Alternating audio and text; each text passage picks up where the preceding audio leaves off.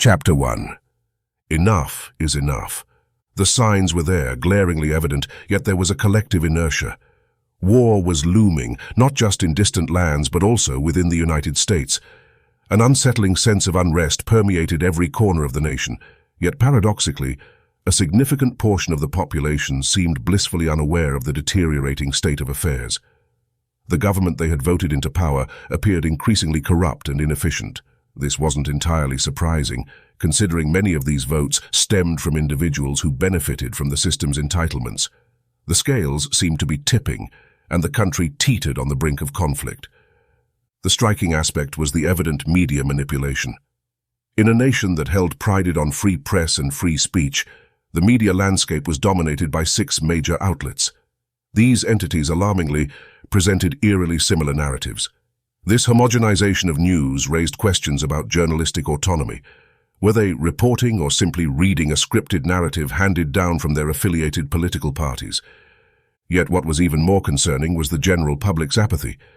Many seemed oblivious to this media monotony, their attentions diverted.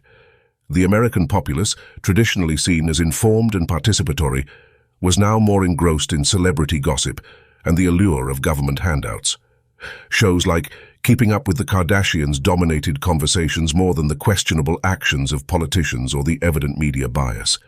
In this quagmire, where pivotal concerns were constantly eclipsed by the frivolous, the very foundation of democracy seemed to be eroding. The apparatus of government, once a symbol of hope and order, now seemed to be tainted by greed. Many elected officials appeared more as opportunists than public servants, leveraging their positions for personal gain. Programs and initiatives that were ostensibly designed for public benefit became tools for siphoning public funds. Payments to educational institutions, for instance, were sometimes little more than conduits for funneling money into the pockets of certain lawmakers and their affiliates. These questionable transfers of taxpayer dollars, albeit thinly veiled, went largely unchallenged. The public unfortunately seemed either blissfully unaware or willfully ignorant. This complacency could be attributed in part to the entitlements they received.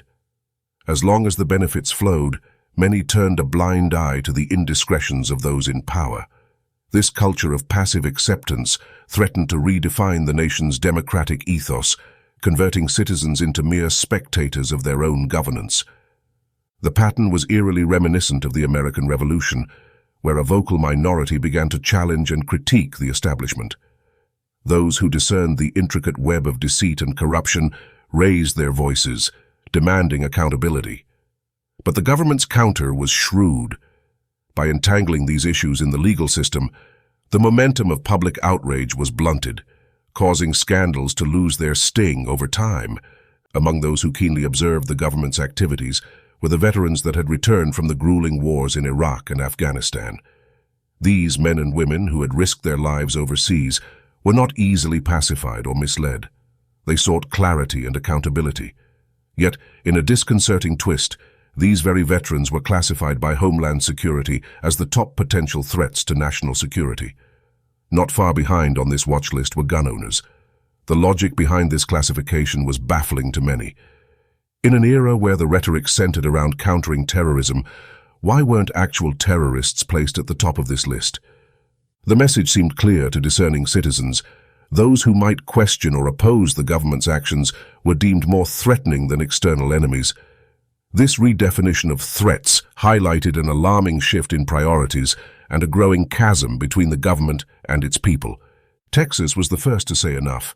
As a state that long held a reputation for its independent spirit and fierce defense of state rights. As the federal government's actions became increasingly questionable, Texas emerged as a vocal critic, leading a charge against perceived overreaches and the erosion of constitutional values. While the sentiment was shared by many states, Texas was the first to galvanize its position into tangible action. One of the primary concerns among Texans was the repeal of the Posse Comitatus Act, a long-standing safeguard that had prohibited the deployment of federal military forces for domestic law enforcement. This change, combined with the unsettling decision to use Texas and its neighboring states as enemy territories for military drills, only fanned the flames of Texan apprehension. To many, These exercises were not just routine drills, but indicative of a larger intention to suppress or control states that opposed federal policies. The portrayal of Texas as an enemy in these war games was not merely symbolic. It was seen as a troubling forecast of potential future confrontations. Many Texans began to wonder, was the federal government preparing for an internal conflict? And if so, was Texas being viewed as the primary antagonist? This environment of distrust and unease set the stage for heightened tensions between Texas and the federal government, reshaping the dynamics of state-federal relations for years to come. Military exercises near Bastrop, Texas, unnerved the local population.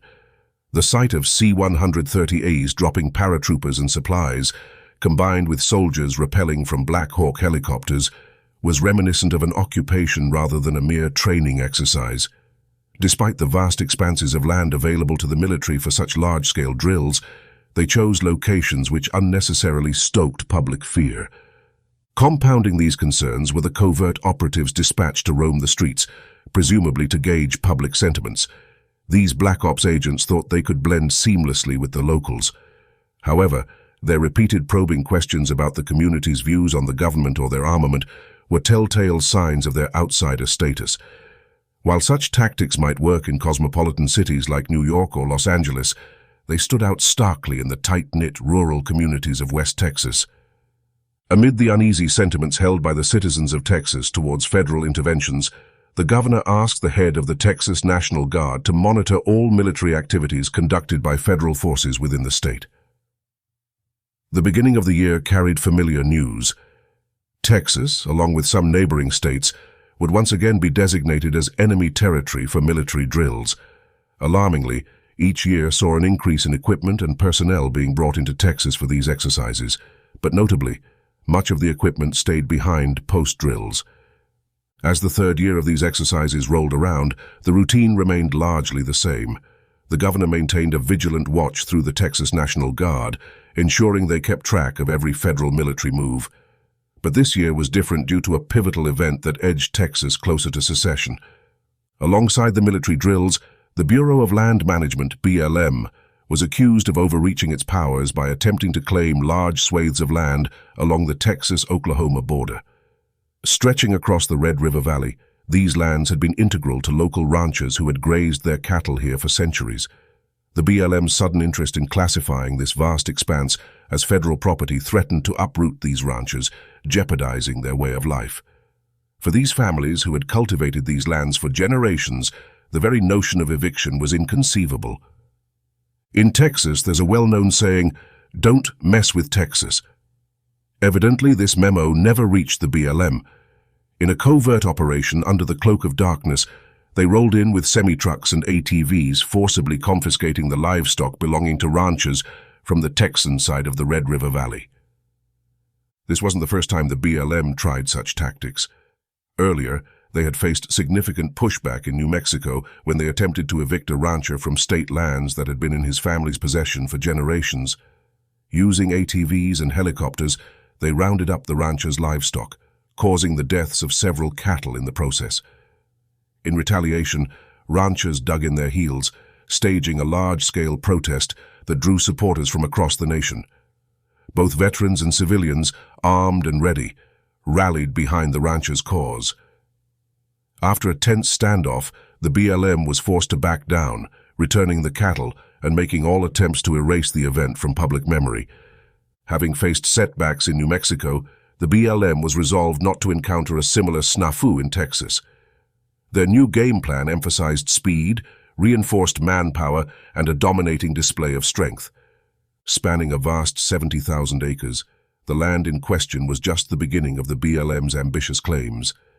The agency deployed in 5 evenly spaced teams, each targeting regions with a dense concentration of cattle ranches. By 0330 hours, teams were in position. An hour later, every unit was primed and set for action. As the pre-dawn silence settled, the BLM launched their operation to seize the livestock.